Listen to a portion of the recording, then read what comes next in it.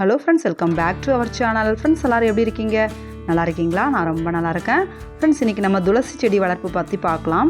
என்னோடய ground garden tour வந்து ஒரு சிஸ்டர் பார்த்துருக்காங்க. ஸோ அந்த வீடியோ பார்த்துட்டு துளசி செடிலாம் உங்களுக்கு நல்லா செழிப்பாக வளர்ந்துருக்கு, எப்படி சிஸ்டர் அப்படின்னு சொல்லியிருந்தாங்க. அதுக்கு ஒரு வீடியோ போடுங்கன்னு கூட சொல்லியிருந்தாங்க. அவங்க எவ்வளோ துளசி செடி வச்சு பார்த்துட்டாங்களாம், தொட்டிலையுமே தரையிலையுமே.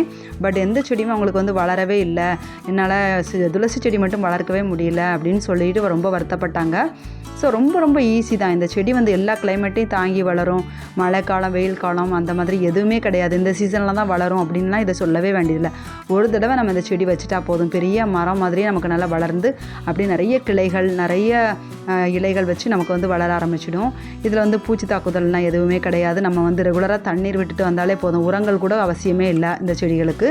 ஸோ துளசி செடி அவ்வளோ ஒரு புனிதமான செடின்னு நமக்கு தெரியும் இல்லையா? நம்ம வந்து இந்துக்கள் வந்து நம்ம ஒரு புனிதமாக நினச்சி கும்பிடுறோம். ஸோ அது வந்து பெருமாள் ஐயாவுக்கு வந்து ஒரு பிடித்தமான செடின்னு சொல்லுவோம் இல்லையா?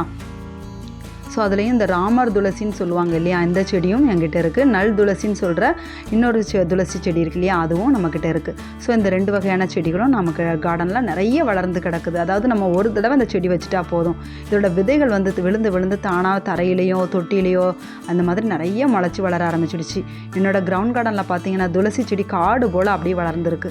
ஸோ அதை பற்றி தான் நம்ம இன்றைக்கி பார்க்க போகிறோம். ரொம்ப ஈஸி அவங்க வளர்க்குறது. நீங்கள் வளர்க்குறதுக்கு ரொம்ப கஷ்டப்படணும் அப்படிலாம் கிடையாது.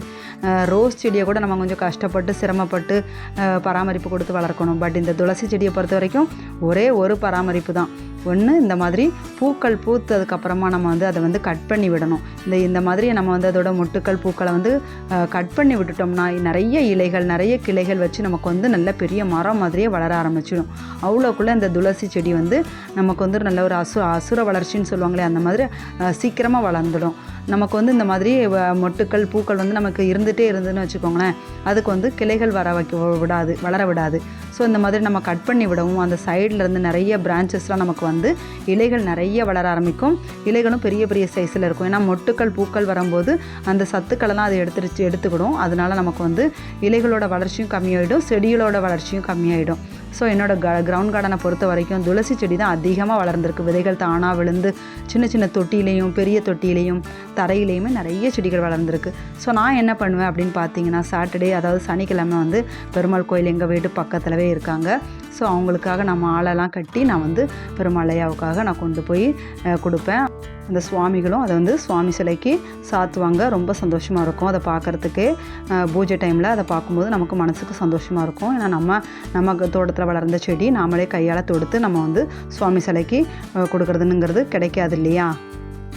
ஸோ இப்போ நம்ம வந்து விதைகள் பார்க்குறீங்க இல்லையா, அந்த மாதிரி காஞ்சி போன விதைகளை நம்ம வந்து தோட்ட மண் போதும். நீங்கள் ஏதாச்சும் உரம் சேர்க்கறனாலும் சேர்த்துக்கலாம். ஆனால் தோட்ட மண்லேயே இந்த செடி நல்லா வளரக்கூடிய ஒரு செடி தான்.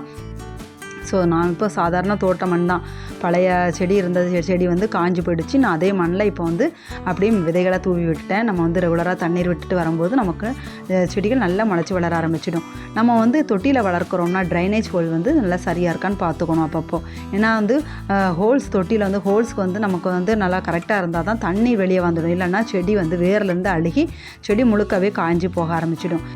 துளசி செடிக்கு மட்டும் கிடையாது, எல்லா தொட்டி செடிகளுக்கும் பொருந்தும். ஸோ தொட்டியில் செடிகள் வச்சாலுமே நம்ம வந்து அப்பப்போ அந்த ட்ரைனேஜ் ஹோலை வந்து சரி பண்ணிட்டுக்கிட்டே இருக்கணும். ஏன்னா சரி பார்க்கும்போது தான் நம்ம வந்து ஏதாவது மண்ணோ கல்லோ அடைச்சிருந்தா தண்ணீர் வெளியே வராது, அப்போ வந்து செடி அழுகி போயிடும். ஸோ நம்ம அப்பப்போ இந்த மாதிரி குச்சி வச்சு குத்தி விடும்போது அந்த ட்ரைனேஜ் ஹோலில் வந்து நம்ம ஏதாவது கல்லோ மண்ணோ அடைச்சிருந்தாலும் அது வந்து நமக்கு சரியாகி நம்ம வந்து தண்ணீர் ஊற்றுறது அந்த தொட்டியில் தேங்கி நிற்காமல் வெளியே வந்துடும். ஸோ செடியும் நல்லா ஹெல்த்தியாக வளர ஆரம்பிச்சிடும். என்னோடய கிரவுண்ட் கார்டனை பொறுத்த வரைக்கும் வந்து நான் தினமும் தண்ணீர் விடாமல் ஒரு நாள் விட்டு ஒரு நாள் விடுவேன்னு சொன்னேன் இல்லையா?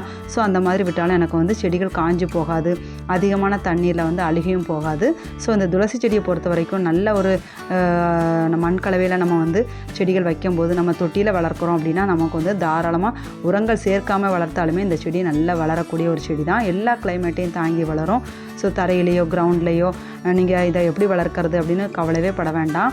அது மட்டும் இல்லாமல் துளசி செடி இப்போ பாருங்கள், இந்த இலையை நான் வந்து பறிச்சுட்டு வந்திருக்கேன். எதுக்குன்னா நான் காலையில் செடிகளுக்கு தண்ணீர் விடும்போது அப்பப்போ அதை வந்து அலசிட்டு நான் வந்து இதை வந்து வாயில் போட்டு மென்னுக்குவேன். ஏன்னா வந்து மென்று சாப்பிடும்போது ரொம்ப நல்லது அப்படின்னு சொல்கிறாங்க. ஸோ அதனால் நான் வந்து துளசி செடி இந்த மாதிரி ஒரு 5 இலை பறிச்சுட்டு நான் அதை வந்து நல்லா அலசிட்டு நம்ம வாயில் போட்டு மென்று சாப்பிட்றது நல்லது. ஸோ இதை நம்ம பார்த்துக்கலாம். அப்புறமா தண்ணீர் வந்து நல்லா தரையில் விடுறதுனால நம்ம வந்து எவ்வளோ நாளும் விடலாம்.